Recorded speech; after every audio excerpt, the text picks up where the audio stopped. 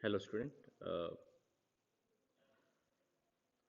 Class 12th में हम लोग ने कंटिन्यूटी में एक क्वेश्चन डिस्कस किया था। If x is equal to sine 1/x when x not equal to 0 and 0 when x equal to 0। और एक इसी के जैसा मैंने एक और क्वेश्चन दिया था, g x is equal to x sine 1/x when x is not equal to zero and zero when x equal to zero. और इसमें हम लोगों ने दोनों फंक्शन में एक्स इक्वल टू ज़ीरो पर कंटिन्यूटी के बारे में हम लोगों ने डिस्कस किया था क्लास में। ठीक है। सो मैंने आपको बताया था कि ये जो दोनों फंक्शन है, इन दोनों फंक्शन में से ये फंक्शन मेरा डिसकंटिन्यूअस है। ये हमने प्रूफ किया है already at x equal to zero. और ये फंक्शन मेरा कंटिन्यूअस है at x equal to zero. तो ऐसा क्यों हुआ था, हम लोगों ने ये भी देखा था कि ये जो x जो टर्म है मल्टीप्लाई, इसमें मल्टीप्लाइड नहीं है, इसमें मल्टीप्लाइड है। तो ये x जो है ये इसके कंटिन्यूटी और डिसकंटिन्यूटी में फ़र्क ला रहा है। अगर एक्स स्क्वायर होता तब भी ये फंक्शन कंटिन्यूस होता, एक्स क्यूब होता तब भी ये फंक्शन कंटिन्यूस होता। तो जो चेंज आ रहा है वो किसके कारण आ रहा है, इस फैक्टर के कारण आ रहा है। ये मेरा एक इंपॉर्टेंट फैक्टर है। तो ये तो हम लोगों ने थ्योरेटिकली देख लिया था कि ये क्यों कंटिन्यूअस और डिसकंटिन्यूअस है। हम लोग अब इसको ग्राफिकली भी चेक करते हैं। तो पहले मैं फर्स्ट फंक्शन को बता रहा हूँ। तो मैंने आपको बताया था कि जैसे ही हम जीरो के नज़दीक जाएंगे फ्रॉम लेफ्ट और राइट हैंड साइड, जो फ्लक्चुएशन होगा इसके ग्राफ में वो बहुत अधिक होगा। ये हमने डिस्कस किया था। मैं उस फ्लक्चुएशन को आपको एक बार दिखा दे रहा हूँ। मैं जो ग्राफ है ड्रॉ कर रहा हूँ, y इज इक्वल टू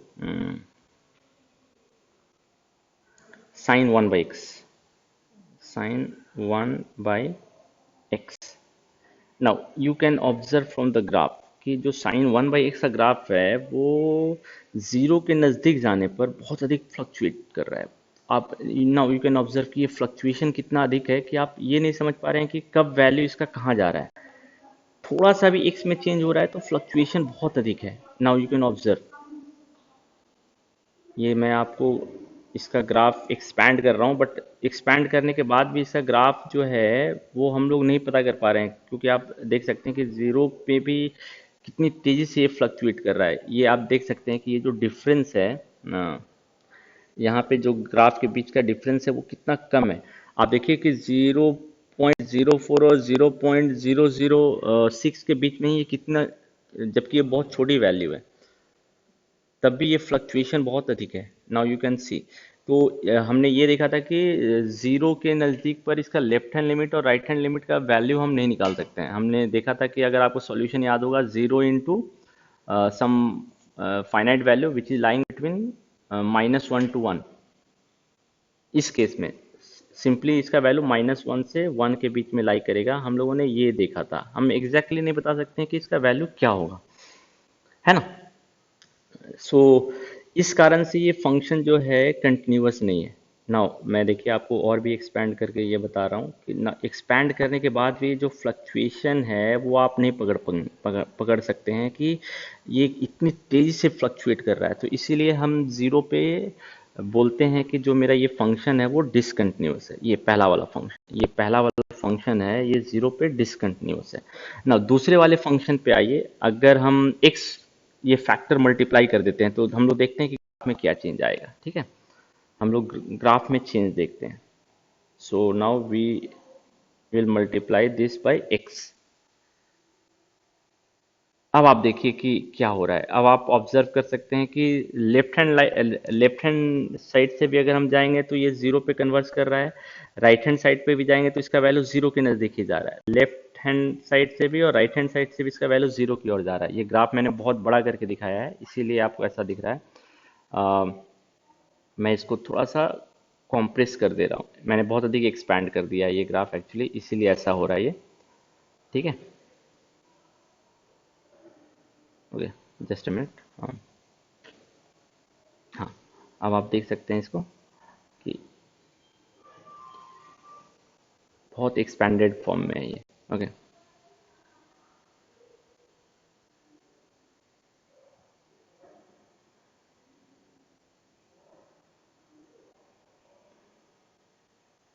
मैं इसको कॉम्प्रेस कर दे रहा हूँ। जस्ट मिनट, मैं फिर से इस ग्राफ को ड्रॉ कर दे रहा हूँ।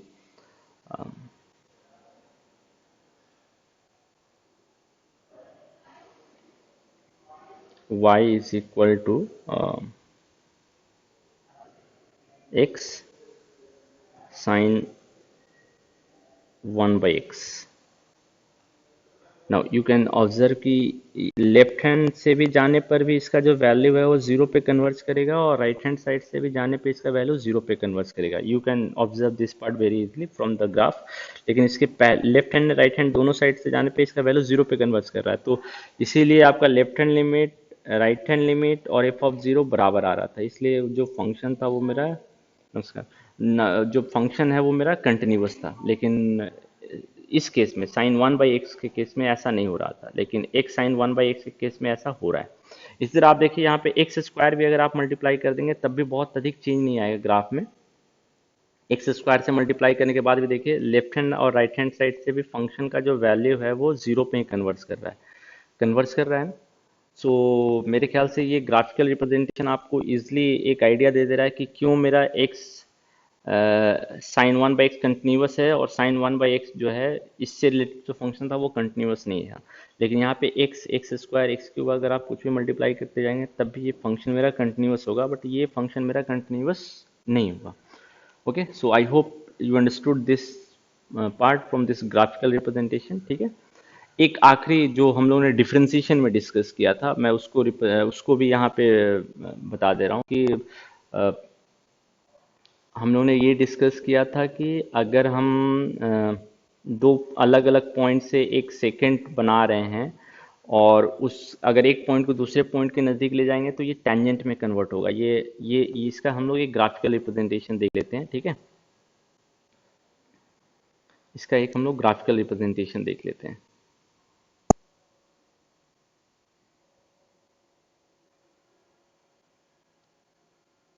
ओके, सो मैं एक इजी ग्राफ ले रहा हूँ, y is equal to x square.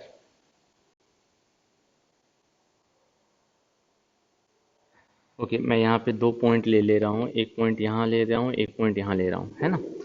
और हम जो है इससे एक लाइन ड्रॉ कर सकते हैं। ये मेरा सेकंड है। अब अगर मैं ए को बी के नज़दीक ले जाऊंगा तो व्हाट विल यू ऑब्जर्व कि ये जो मेरा सेकंड है ये देखिए मैंने एग्जैक्टली बी पर नहीं ले गया, ए पर नहीं ले गया हूँ बी को, है ना। उससे बट दोनों के बीच का जो डिफरेंस है वो बहुत क्लोज है।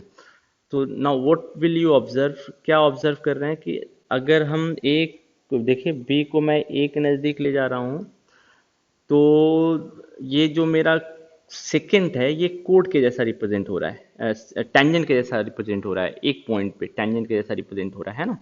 ये चीज़ हम लोगों ने मैथमेटिकली हम लोगों ने ये डिराइव किया था ना, ये सारा चीज़ हम लोगों ने डिराइव किया था कि जो ये मैं एक बार just delta y by delta x is equal to f x plus delta x minus f x by delta x, हमने ये रिप्रेजेंट किया था कि ये मेरा जो आपको याद होगा ये मेरा जो है इस कॉर्ड का स्लोप है ना। ये जो मेरा सेकंड है इस ए बी लाइन का स्लोप है। लेकिन अगर हम बी को ए के नज़दीक ले जाएंगे तो क्या होगा, now we will use the term limit. Limit का कॉन्सेप्ट हम यूज कर सकते हैं। Now limit delta x tends to zero, delta x का वैल्यू इसका मतलब जीरो हो रहा है but not exactly equal to zero, delta x tends to zero. तो उस केस में जो मेरा सेकेंड है वो किस में कन्वर्ट हो जाएगा, टेंजेंट में। अब ये जो है ये स्लोप ऑफ ए बी नहीं बता रहा है, ये स्लोप ऑफ क्या बता रहा है, टेंजेंट बता रहा है। ठीक है, ये चीज़ भी हम लोगों ने क्लास में डिस्कस किया था। मैंने इसको जस्ट एक ग्राफिकल व्यू आपको दे दिया कि ग्राफिकली ये क्या रिप्रेजेंट कर रहा है आपको। ठीक है, so I hope now you understood the continuity of the function which we have discussed just before this concept. And इसमें हम लोगों ने डिस्कस किया कि कैसे एक सेकेंड जो है टेंजेंट के टर्म में कन्वर्ट हो रहा है। तो इससे हम ये डिफाइन कर सकते हैं कि टेंजेंट इज एक सेकेंड पे अगर हम लिमिटिंग कंडीशन अप्लाई कर दें तो जो मेरा सेकेंड है वो टेंजेंट में कन्वर्ट हो जाएगा। इससे हम ये कंक्लूड कर सकते हैं। Okay, so I hope this video will help you to understand the geometrical